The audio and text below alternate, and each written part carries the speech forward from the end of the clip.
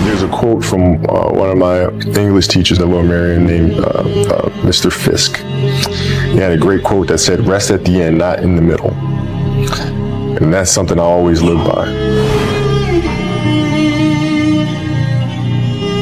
I'm not going to rest. I'm going to keep on pushing now. There are a lot of answers that I don't have, even questions that I don't have. But I'm just going to keep going. I'm just going to keep going, and I'll figure these things out as I go, right? And you just continue to build that way. So I try to live by that all the time. My name is Kobe Bryant, 17 years old. I wasn't invited to parties or family gatherings on the weekend.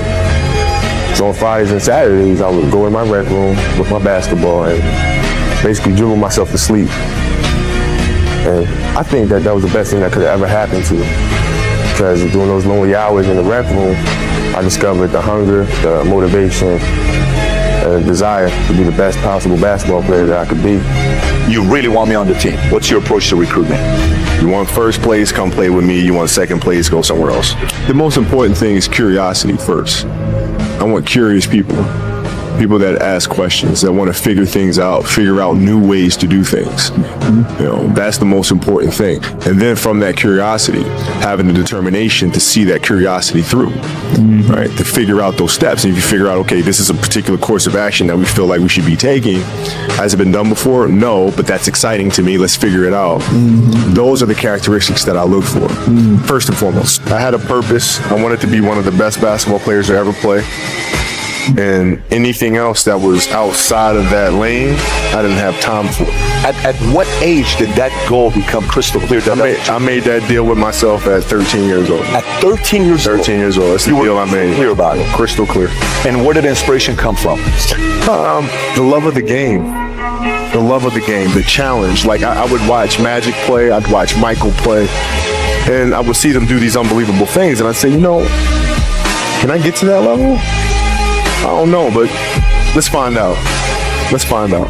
And so that curiosity to see where I could push this thing led me down that path, I think. Monday, get better. Tuesday, get better. Wednesday, get better, right? And you do that over a period of time, not like 1 month or 2 months. I mean, it's 3, 4, 5, 6, 7, 8, 9, 10 years. And then you can get to where you want to go.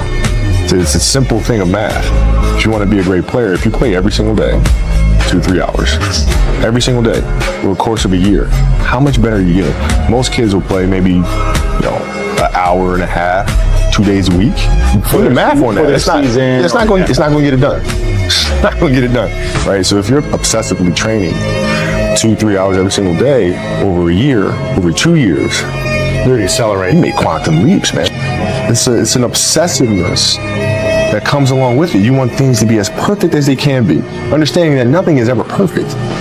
But the challenge is try to get them as perfect as they can be. And what can you do? It's in your control. So control what you can. After watching that film, I come to understand if I could work that hard every day, with being blessed with the physical tools that I have, what would my career be? And I made a promise to myself from that day that I was going to work that hard every single day so that when I do retire, I have no regrets.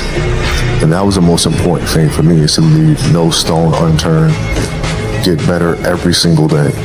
And if I lived that way, then over time, I'd have something that was beautiful. But that was my philosophy. It seems like a pretty simple one, but if you live your life to just get better every single day, and do that for 20 years, what do you have? That sounds like excuses to me. I mean, you got to figure it out, right? If you really have an obsession to figure it out, you will figure it out, right? And every puzzle is constructed differently.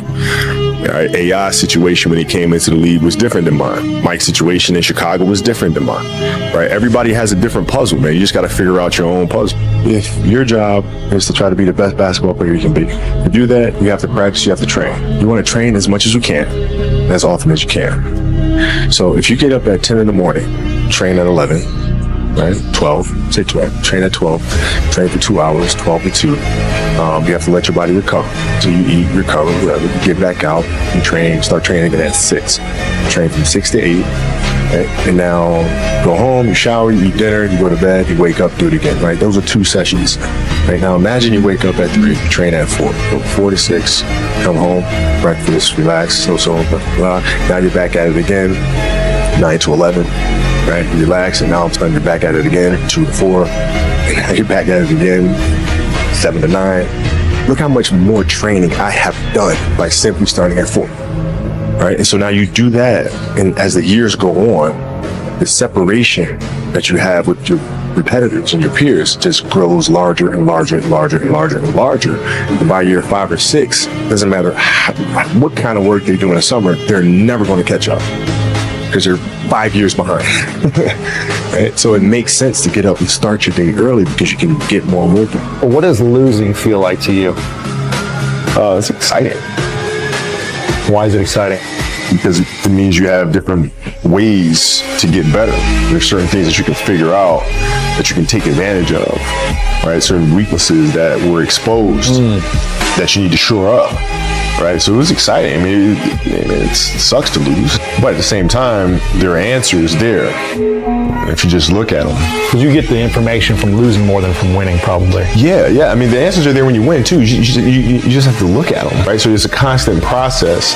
It's exciting when you win. It's exciting when you lose because the process should be exactly the same, whether you win or you lose. As you go back and you look and you find things that you could have done better. You find things that you've done well that worked. You figure out how did they work, why did they work, how can you make them work again? And but the hardest thing is to face that stuff. I always think that there's 2 types of players who love to win and players who hate to lose. Which one are you? I'm neither. Meaning that, you know, I play to figure things out. I play to learn something, right? Because I think if you play with the fear of failure, or you play with the will to win, or that supersedes your fear of failure, I think it's a weakness either way. Right? Because if you play with the fear of failing, you'll have the pressure on yourself to play, you know, to capitulate to that fear. If you play with the sense of I want to win, then you have the fear of what happens if you don't. But if you find common ground in the middle, in the center, then it doesn't matter. You're unfazed by either, right? And that enables you to really just stay in the moment, stay connected to it, and not feel anything other than what's in front of you. So, you know, I try to just be dead center. It's a good separation for me, you know, emotionally, to be able to put myself in a place where at practice or when I'm training or during games, I switch my mind to something else. I switch my mode into something else, right? For me, it's the equivalent of Maximus, Decimus Meridius, and Gladiator picking up the dirt, smelling the dirt. It's go time. Right? So that was my mental switch. It was like an actor getting ready for a film. You got to put yourself in that cage. When you're in that cage, you are that character. And then when you leave there, it's something completely different. But when I'm in that cage, bro, don't fucking touch me. Don't talk to me. Leave me alone. Everything was done to try to learn how to become a better basketball player. Everything. And so when you have that point of view, then literally the world becomes your library to help you to become better at your craft. The world becomes your library to help you improve your craft, better your craft. Yes, indeed. I think I would describe love as happiness. I think I describe it as a beautiful journey. You know, it has its ups and downs, right? Whether it's in marriage, or whether it's in the career, you know, things are never perfect. But through love, you continue to persevere and you move through them. And then through that storm, beautiful sun emerges, right? And inevitably another storm comes. And guess what? You ride that one out too. So I think love is a certain determination and persistence to go through the good times and the bad times with the someone or something that you truly love. I've always said that I wanted to be remembered as a player that didn't waste a moment, didn't waste a day. And I felt extremely blessed by the God-given talent. But at the same time, I didn't take it for granted at all. We're not on this stage just because of talent or ability. We're up here because of 4 a.m. We're up here because of 2-a-days or 5-a-days. We're up here because we had a dream and let nothing stand in our way. If anything tried to bring us down, we used it to make us stronger. We were never satisfied, never finished, will never be retired. My high school English teacher, Mr. Fisk, I actually paid attention one time in class, and he said, he had this beautiful quote, and it read, "Rest at the end, not in the middle." And I took that to heart. I believe there's time for resting at the end, but for me, that time is not now.